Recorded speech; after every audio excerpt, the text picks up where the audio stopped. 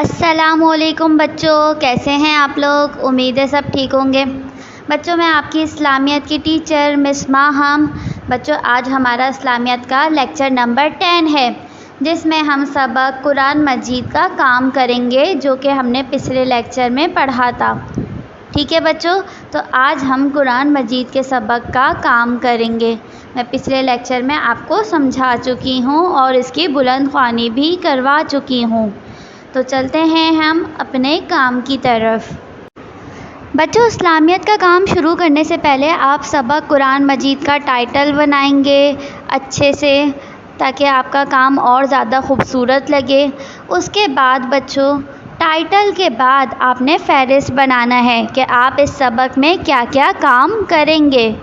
تو سب سے پہلے آپ نے اپنی کاپی میں فہرست کی ہیڈنگ ڈالنی ہے، اور ایک طرف تاریخ ڈالنی ہے اور دوسری طرف جماعت کا کام لکھنا نہیں بھولیے گا۔ اور پھر اس کے بعد آپ نے اپنی فہرست لکھنی ہے۔ نمبر 1 پر آپ لکھیں گے بلند خوانی، جو کہ آپ کے کر چکے ہیں ریڈنگ۔ نمبر 2 پر آپ لکھیں گے مختصر سوال جواب، جو کہ 1 لائن کے سوال جواب ہوں گے۔ نمبر 3 پر آپ لکھیں گے تفصیلی سوال جواب، جو کہ تھوڑے سے بڑے ہوں گے۔ اور نمبر 4 پر آپ خالی جگہ لکھیں گے، جو کہ آپ بک میں پہلے کر چکے ہیں، میں پچھلے لیکچر میں کروا چکی ہوں۔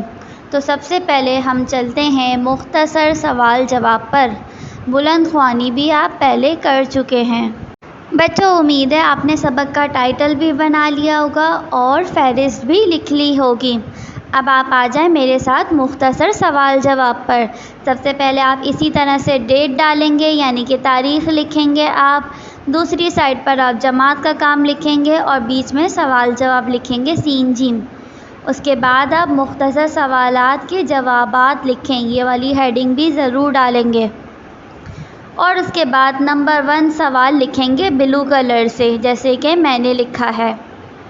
سوال نمبر 1 ہے آپ کا، قرآن پاک میں کل کتنی سورتیں ہیں؟ اس کا جواب میں نے خود لکھا ہے، آپ پہلے بھی سبق میں پڑھ چکے ہیں قرآن پاک میں کتنی سورتیں ہیں۔ تو قرآن پاک میں بچوں 114 سورتیں ہیں۔ کتنی ہیں؟ 114۔ 114 قرآن پاک میں سورتیں ہیں۔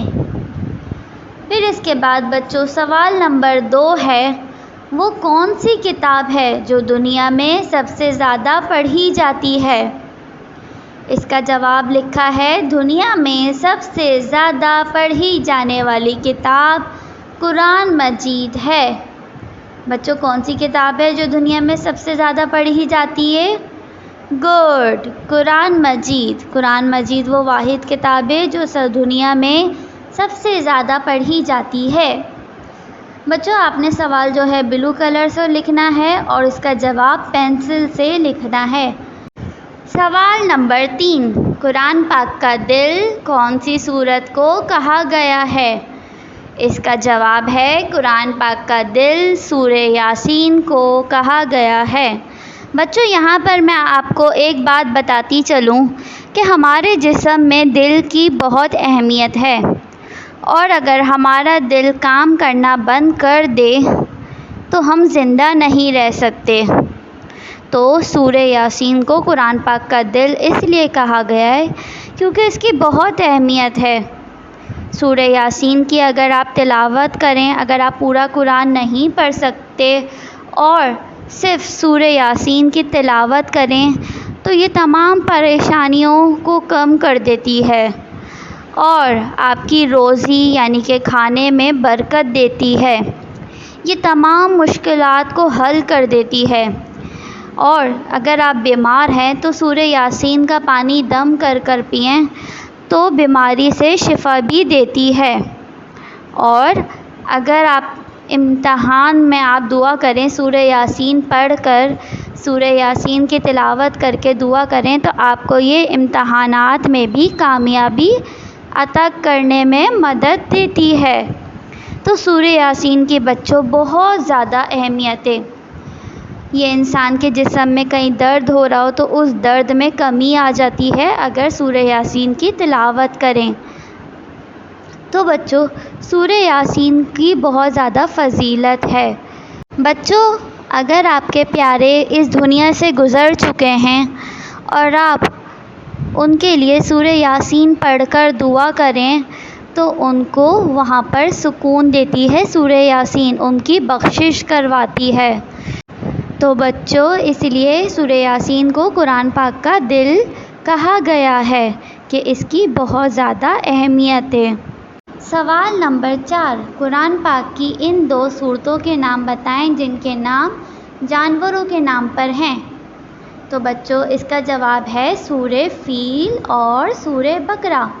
بچوں، اس کے علاوہ اور بھی صورتیں ہیں جن کے نام جانوروں پر ہیں۔ بچوں، یہاں پر میں نے سورہ فیل لکھا ہے۔ سورہ فیل کا مطلب ہاتھی، اور سورہ بقرہ کا مطلب گائے۔ بچوں، ان کے نام جانوروں پر اس لیے رکھے گئے ہیں ان صورتوں کے نام کیونکہ ان صورتوں میں ان جانوروں کا ذکر ہے، جیسے کہ سورہ فیل میں ہاتھی کا ذکر ہے اور سورہ بقرہ میں گائے کا ذکر ہے، اس وجہ سے ان کے نام جانوروں پر رکھے گئے ہیں۔ اس کے علاوہ بچوں، اور صورتیں ہیں جن کے نام جانوروں پر رکھے گئے ہیں۔ سورہ عنکبوت، جو کہ عنکبوت کا مطلب ہے مکڑی، اور سورہ نمل، جس کا مطلب ہے چوٹی۔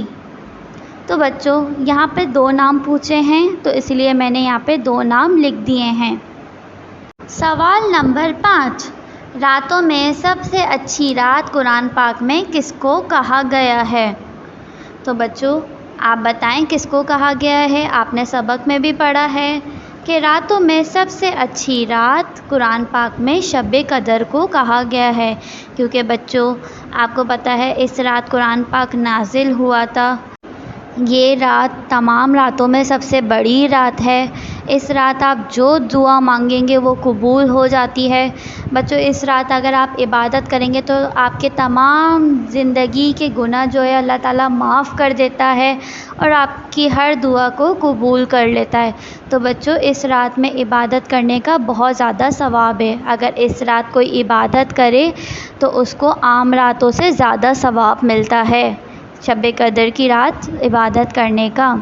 تو بچوں، یہ رات تمام راتوں میں سب سے بڑی رات ہے، تو اس لیے قرآن پاک میں شب قدر کو سب سے زیادہ اچھی رات کہا گیا ہے۔ سوال نمبر 6، قرآن پاک میں جن انبیاء کا ذکر ہے ان میں سے کسی 2 کے نام تحریر کریں۔ بچوں، آپ کو پتہ ہے قرآن پاک میں بہت سارے انبیاء کا ذکر کیا گیا ہے، جیسے کہ حضرت موسیٰ، حضرت عیسیٰ، حضرت ابراہیم علیہ السلام، حضرت اسماعیل علیہ السلام، اور آپ چاہیں تو حضرت محمد صلی اللہ علیہ وآلہ وسلم کا بھی نام لکھ سکتے ہیں۔ تو بچوں، آپ ان میں سے کسی 2 انبیاء کا نام لکھ سکتے ہیں۔ بچوں، یہ کام آپ خود سے کریں گے۔ 5 سوال میں نے آپ کو کروائے ہیں اور باقی کے سوال کے جواب آپ خود لکھیں گے۔ بچوں، سوال نمبر 7 ہے، بہترین مہینہ قرآن پاک میں کون سے مہینے کو قرار دیا ہے؟ بچوں، آپ اس کا جواب بھی خود سے سوچ کر لکھیں گے کہ قرآن پاک میں سب سے زیادہ بہترین مہینہ کس کو قرار دیا گیا ہے؟ تو اس کا جواب بچوں رمضان ہے، کہ رمضان کو اللہ تعالیٰ نے سب سے بہترین مہینہ قرار دیا گیا ہے قرآن پاک میں۔ تو بچوں، آپ اس کا جواب لکھیں گے رمضان۔ آپ یہ جواب خود سے لکھیں گے۔ سوال نمبر 8، پینے کی چیزوں میں قرآن پاک نے سب سے اچھی چیز کس کو کہا گیا ہے؟ تو بچوں، قرآن پاک میں پینے کی چیزوں میں سب سے اچھی چیز کس کو کہا گیا ہے؟ سوچیں اور لکھیں۔ تو بچوں، اس کا جواب ہے دودھ۔ بچوں، دودھ قرآن پاک میں سب سے اچھی پینے کی چیزوں کو کہا گیا ہے کہ بچوں دودھ پینے کے لیے بہترین چیز ہے، تو اس کا جواب ہے دودھ۔ سوال نمبر 9، بچوں سوال نمبر 8 کا بھی جواب آپ خود سے لکھیں گے، میں آپ کو بتاتی جا رہی ہوں، آپ اپنی کاپی میں لکھتے جائیں جوابات۔ سوال نمبر 9 ہے آپ کا، ایک بار ختم القرآن کم از کم کتنے دن میں کرنا چاہیے؟ بچوں، آپ کو ایک قرآن کتنے دن میں ختم کرنا چاہیے؟ آپ روزانہ پڑھیں تو بچوں آپ کو ایک قرآن کم از کم ایک ماہ میں مکمل کرنا چاہیے، کہ آپ ایک مہینے میں اپنا قرآن پاک مکمل کر لیں۔ تو بچوں اس کا جواب ہے 1 ماہ۔ سوال نمبر 10 ہے، بسم اللہ الرحمن الرحیم کے حروف گن کر ان کی تعداد لکھیں۔ بچوں آپ کو پتہ ہے کہ قرآن پڑھنے سے پہلے ہم بسم اللہ الرحمن الرحیم پڑھتے ہیں۔ تو بچوں آپ نے کیا کرنا ہے، آپ پڑھتے تو ہیں لیکن آج آپ نے ان کے حروف گن کر لکھنے ہیں۔ جیسے کہ میں بسم اللہ کے بتاؤں، بے سین 1 2 حرف ہو گئے، میم ہے 3 4۔ تو بچوں بسم اللہ میں کتنے حرف آئے؟ 4۔ آپ اللہ میں کاؤنٹ کریں، اللہ میں بھی 4 آئیں گے۔ تو بچوں 4 اور 4 8 ہو گئے۔ بچوں آدھا میں نے آپ کو بتا دیا، باقی ہے الرحمن الرحیم کے آپ حرف خود سے کاؤنٹ کر کے لکھیں گے کہ پوری بسم اللہ میں کتنے حرف آئے ہیں۔ تو بچوں یہ آپ خود سے سوچ کر لکھیں گے۔ بچوں یہاں پر آپ کے مختصر سوالات ختم ہو گئے۔ 5 میں نے آپ کو کروائے ہیں، 5 آپ خود سے گھر سے کریں گے۔ یہ آپ کی اضافی معلومات کے لیے میں نے زیادہ سوال کروائے تاکہ کوئی بھی آپ سے پوچھے قرآن کے حوالے سے تو آپ اسے بتا سکیں کہ اس کے اندر کتنی صورتیں ہیں، قرآن کا دل کس کو کہا گیا ہے، وہ کون سی صورتیں ہیں جن کے نام جانوروں پر ہیں۔ تو بچوں یہاں تک آپ کے مختصر سوال جواب مکمل ہوئے۔ اس ماہ ہم کو اجازت دیجیے، اگلے لیکچر میں ہم تفصیلی سوالات کریں گے۔ ابھی تک یہاں پر آپ اپنا کام مکمل کر لیے گا اور جو کام میں نے گھر کے لیے دیا ہے اسے بھی مکمل کر لیجیے گا۔ اپنا خیال رکھیے گا۔ اللہ حافظ۔